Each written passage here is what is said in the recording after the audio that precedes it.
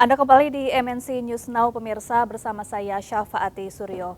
Pemirsa, Presiden Joko Widodo menyebut pemimpin Indonesia di masa mendatang harus seorang yang pemberani dan dekat dengan rakyat.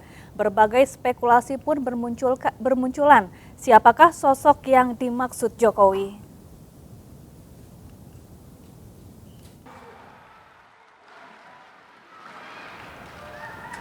Ucapan Jokowi saat berpidato di acara Puncak Musyawarah Rakyat atau Musra mengenai capres pemberani jadi teka-teki.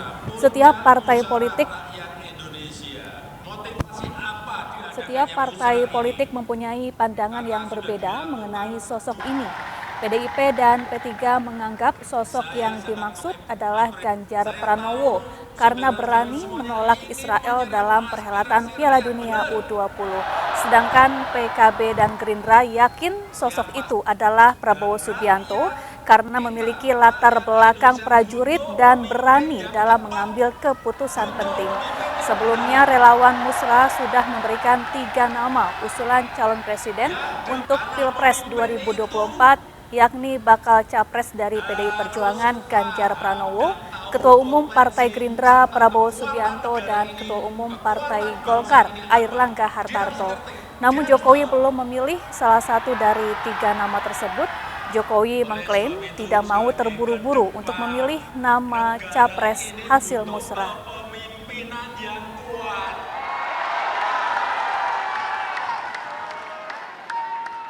Ketidakpastian dunia mampu menghadapi ketidakpastian global. Jadi saya terus terang, ini harus kita berikan waktu kepada partai atau gabungan partai untuk menyelesaikan urusan capres dan cawapresnya seperti apa. Kemudian dari yang disampaikan oleh tadi Pak. Ya, kata capres pemberani jadi trending topik di media sosial usai Presiden Joko Widodo menyinggung Indonesia membutuhkan capres pemberani. Lalu siapakah capres yang memiliki kriteria ini? Sudah ada pengamat politik Khairul Umam dan Ketua Panitia Musra Relawan Jokowi, Panel Barus. Selamat sore Pak Khairul dan Pak Panel, apa kabar? Selamat sore Mas Syafa. Ya, terima kasih sudah bergabung bersama kami di MNC News Now. Saya ingin bertanya kepada Pak Panel Barus terlebih dahulu.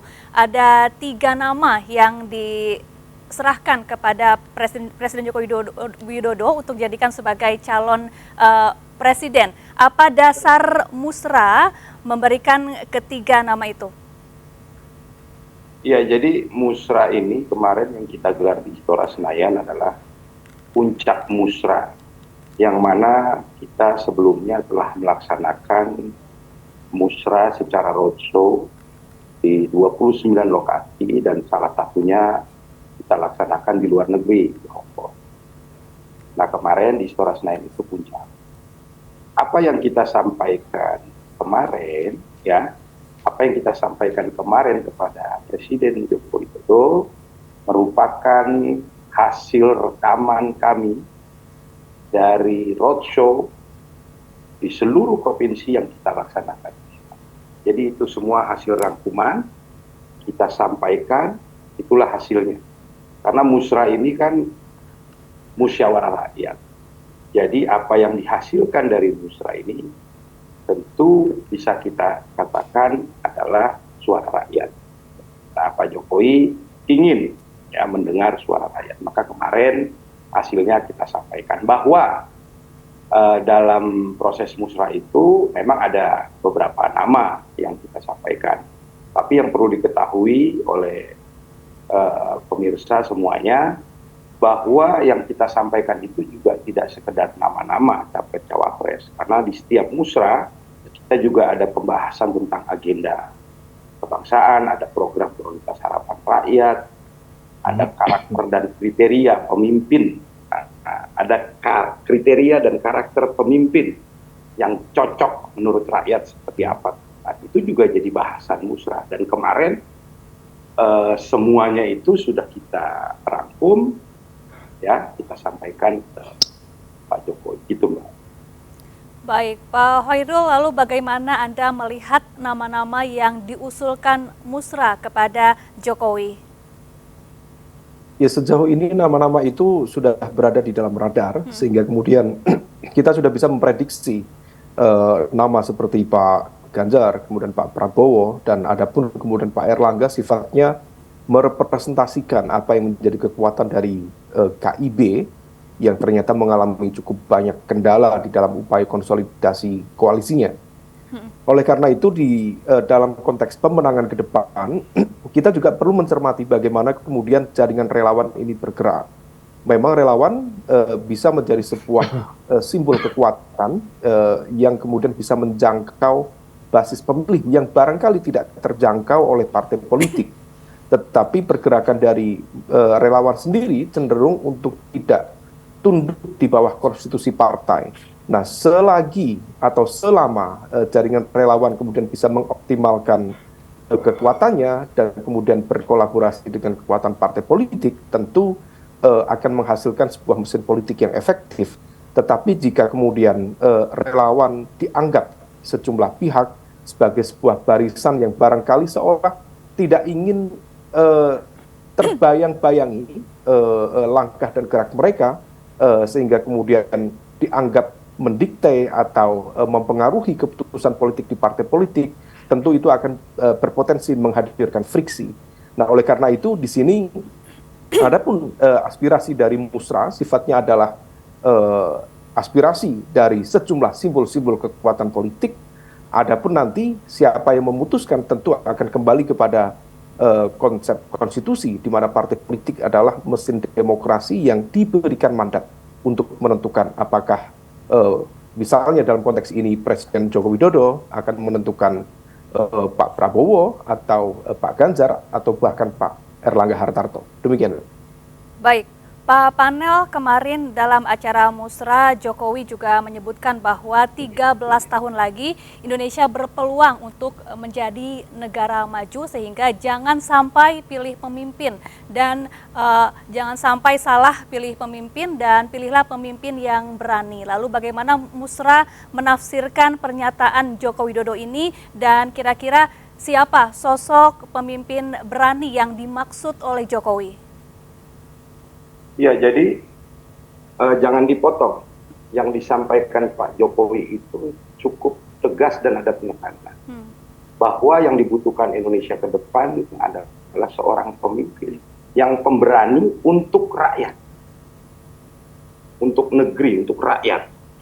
Jadi bukan berani untuk kelompok tertentu saja. Bukan berani untuk kalangan tertentu saja. Dia harus berani untuk rakyat. Itu dalam maknanya. Gitu. Nah, bahwa ini kemudian oleh berbagai kalangan diklaim ini lebih pas ke si Anu atau siapa, itu saya pikir bebas-bebas saja, nggak ada masalah gitu. Itu, Mbak. Baik, jadi kalau musrah mengartikan itu juga sebenarnya kemana arah Jokowi mendukung bakal capres di pemilu 2024 mendatang setelah mendengar pernyataan Jokowi di acara musrah kemarin? Iya, sebenarnya kata berani itu tidak kurang dari 9 kali disampaikan oleh Presiden di situ. Jadi penekanannya cukup kuat untuk kata berani ini. Nah, kalau boleh kita pakai logika terbalik, berarti jangan pilih pemimpin yang penakut. Gitu loh. Kenapa? Karena pemimpin yang penakut, apalagi dia penakut itu pasti akan merugikan buat bangsa ini. Kita butuh pemimpin yang pemberani, kata Pak Jokowi. Kenapa pemberani? Karena gelombang di depan ini cukup besar. Ketidakpastian global harus bisa direspon. Kalau digugat oleh negara lain atau dunia internasional juga jangan takut. Walaupun kalah, maju terus. Gitu loh. Kita butuh pemimpin-pemimpin yang berani. Baik. Terus yang kedua, Pak Jokowi juga memang menyampaikan bahwa ada satu situasi 13 tahun ke depan di mana ada peluang menurut Pak Presiden, ya. Ada peluang atau ada momentum yang bisa menguntungkan bangsa kita. Momentum ini jangan sampai dia lepas begitu saja. Momentum ini harus dipetik. Nah, Pak Jokowi menekankan bahwa pemimpin ke depan harus memahami kondisi ini. Gitu. Kalau ke depan pemimpin tidak memahami apa potensi dan peluang yang hanya sekali lewat ini tidak dipetik, maka bangsa ini, kekhawatiran Pak Jokowi sebagai pemimpin hari ini, takutnya momentum ini lewat. Dan momentum ini belum tentu datang berkali-kali. Bisa jadi momentum ini hanya datang sekali buat kita untuk bisa lompat maju menjadi negara dengan perekonomian terbesar keempat di dunia. Maka dari itu Pak Jokowi juga concern bahwa kepemimpinan ke depan juga harus mengerti tentang ekonomi. Ya, gitu Mbak. Baik Pak Khairul Umam, kalau berdasarkan penafsiran Anda, kira-kira siapa sosok pemimpin berani yang dimaksud Jokowi? Ya, masing-masing pihak mencoba untuk mengklaim bahwa atribut kata sifat berani itu sebagai representasi dari pihak capres yang mereka dukung. Dari pihak PDIP dan juga P3 mengklaim bahwa itu merepresentasikan karakter Ganjar Pranowo. Di saat yang sama kemudian ada situasi menarik ketika kemudian Presiden Jokowi menyampaikan pemimpin pemberani itu. Karena pada saat yang sama kemudian dari ribuan kalangan relawan yang ada justru meneriakkan nama Prabowo Subianto. Nah, hal ini kemudian bisa ditafsirkan mengindikasikan adanya sebuah pembelahan dalam konteks arah politik dan juga kalkulasi kepentingan di dalam jaringan relawan Jokowi sendiri. Artinya dia tidak menjadi satu entitas tunggal yang kemudian berpotensi mengarah pada satu nama. Padahal di forum tersebut ada atau hadir Pak Ganjar Pranowo sebagai capres dari PDIP. Tetapi kemudian lagi-lagi ada situasi di mana kemudian sejumlah pihak justru mendorong kepada pencapresan Pak Prabowo Subianto itu sendiri. Nah, di dalam konteks ini kita perlu mencermati apakah kemudian Pak Jokowi akan memberikan dukungannya kepada satu atau dua nama di antara itu. Kalau menurut saya, sejauh ini kita juga harus paham rumus bahwa Pak Jokowi merupakan tokoh yang berasal dari PDIP. Dan dia diklaim sebagai petugas partai dari PDIP dan ikut mendeklarasikan dalam pencapresan Pak Ganjar Pranowo. Nah, besar kemungkinan Pak Jokowi tidak akan berhadapan-hadapan secara diametral dengan PDIP. Meskipun di saat yang sama, Pak Jokowi juga sadar ada aspirasi yang semakin kuat di kalangan partai-partai di pemerintahan yang tampaknya per hari ini belum ada yang menunjukkan upaya untuk mendekati mesin politik PDIP untuk bergabung dengan koalisi PDIP, kecuali P3. Nah, oleh karena itu, besar kemungkinan mereka menginginkan agar Pak Prabowo yang maju menjadi capres. Oleh karena itu, meskipun Musrah sudah menyatakan atau menyampaikan 3 nama untuk dijadikan sebagai aspirasi dari proses musrah yang ada, tetapi tampaknya memang Presiden per hari ini belum akan mengumumkan keputusannya. Mengapa hal itu terjadi? Karena itu bagian dari time buying strategy untuk mengulur waktu sekaligus juga untuk menunggu proses negosiasi politik untuk menemukan titik temu. Apakah memungkinkan PDIP bersatu dengan Gerindra ataukah keduanya akan jalan berbeda-beda? Nah, oleh karena itu ini menjadi situasi yang sebenarnya tidak mudah dan juga sangat dilematis bagi Presiden, karena bagaimanapun juga ada proses komunikasi politik yang tidak berjalan.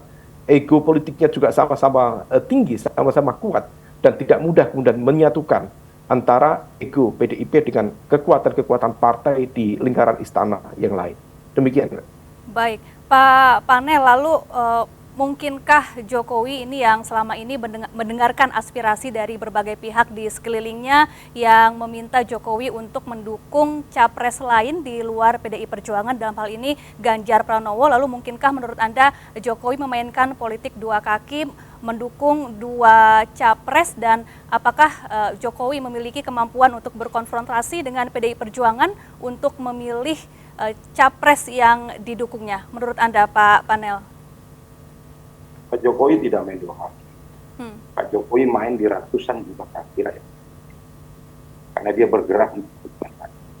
Yang menjadi concern Pak Jokowi adalah kepemimpinan ke depan harus mampu memetik momentum yang menguntungkan bangsa ini. Kalau pemimpin ke depan tidak paham ini, maka bangsa kita akan stuck. Itu dulu pertama. Lalu yang kedua yang saya ingin sampaikan bahwa puncak musra kemarin itu kan audiensnya itu kan pasukan militannya Pak Jokowi. Jadi Pak Jokowi itu juga berbicara ke pasukan militannya. Dan yang paling penting juga perlu di-highlight dalam pidato Pak Jokowi kemarin adalah kepada kami semua, ya. Kepada kami semua ini. Kalau dulu Pak Jokowi di Borobudur kasih arahan ke kami itu ojo ke susu, Pak Safa ya. Iya. Nah, kemarin dia agak merubah itu arahannya, lebih maju arahannya, yaitu jangan gerusa-gerusu. Nah, berarti kalau ojo ke susunya udah nggak ada, boleh jalan, tapi jangan gerusa-gerusu, karena dia mungkin lihat ada yang gerusa-gerusu, gitu loh. Jadi harus hati-hati memilih pemimpin ke depan. Nah, yang kedua dia kasih kode yang cukup penting, ya berdasarkan kebutuhan bangsa, menurut Pak Presiden kemarin, bahwa bangsa ini butuh pemimpin yang pemberani tadi, tapi pemberaninya untuk rakyat. Jadi jangan pilih pemimpin yang penakut, gitu loh, kalau boleh dibalik. Kalau pilih pemimpin yang penakut, ya bangsa ini akan jadi bangsa takut, gitu loh. Terus yang kedua, yang beliau sampaikan, bahwa ada ketidakpastian global yang harus bisa kita respon, kita pahami, kita tentukan langkah-langkah. Lalu yang beliau sampaikan juga bahwa pemimpin ke depan harus melanjutkan tentang hilirisasi. Pemimpin ke depan harus mampu menjawab bagaimana supaya bangsa ini mengalami lompatan secara ekonomi. Itu juga penting menurut Bapak, ya, menurut Pak Presiden kemarin. Jadi itu juga kemudian dari kata tidak gerusa-gerusu, kemudian beliau kasih kriteria-kriteria seperti itu, ya kita juga berpikir bahwa kemudian publik menafsirkannya berbeda-beda, ya tak apa juga. Tapi kalau dari sisi perintah ke kami, perintah itu nanti datangnya dengan jelas dan tegas, tidak perlu ditafsirkan.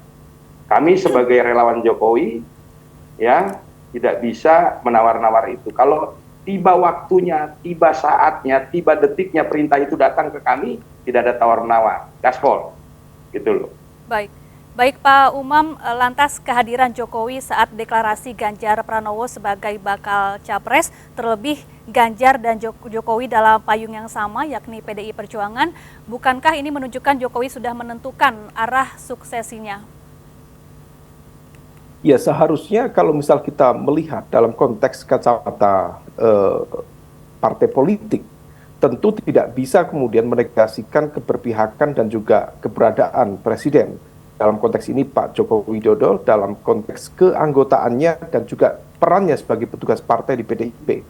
Tetapi pada saat yang sama ada situasi yang memang tidak mudah untuk dikelola, di mana ada kecenderungan partai-partai politik di lingkaran istana kekuasaan saat ini yang agak resisten atau menjaga jarak di dalam konteks upaya membangun koalisi dengan PDIP.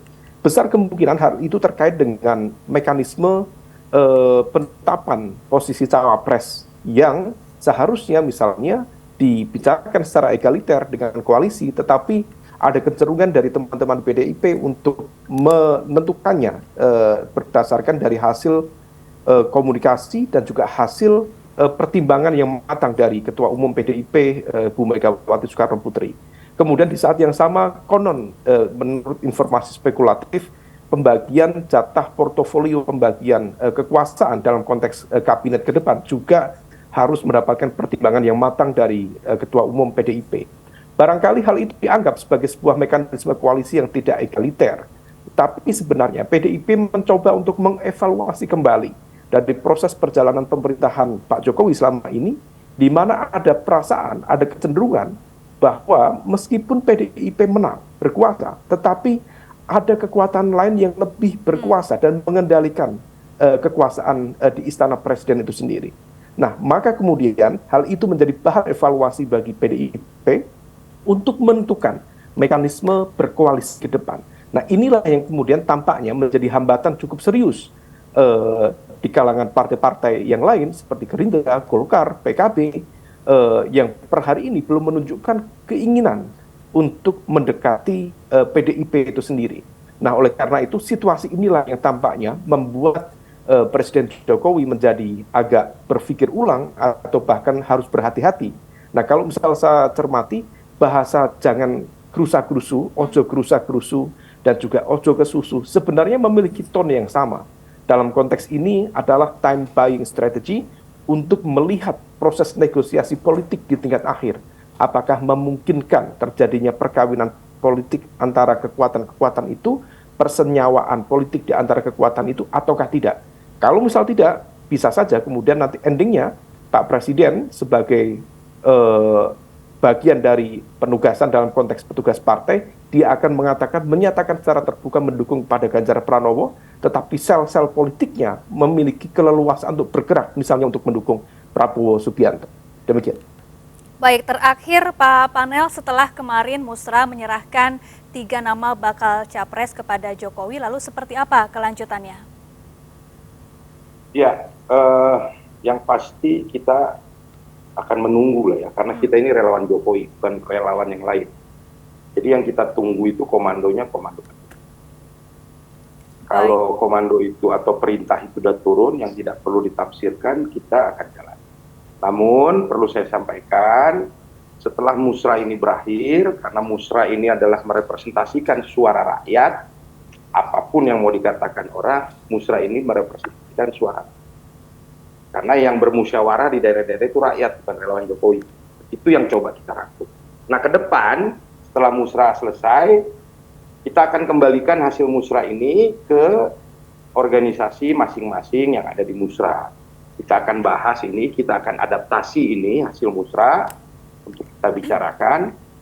Dalam konteks pengerucutan nanti kita akan simulasi nama-nama yang berhasil kami potret melalui musrah ini, akan kita simulasi mana yang paling cocok, sehingga nanti dia pada akhirnya harus mengerucut ke satu nama pasangan calon.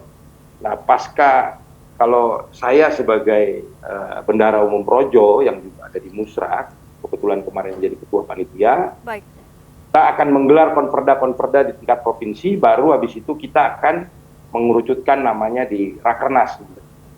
Habis itu baru kita umumkan siapa yang kita akan dukung. Itu kurang lebih.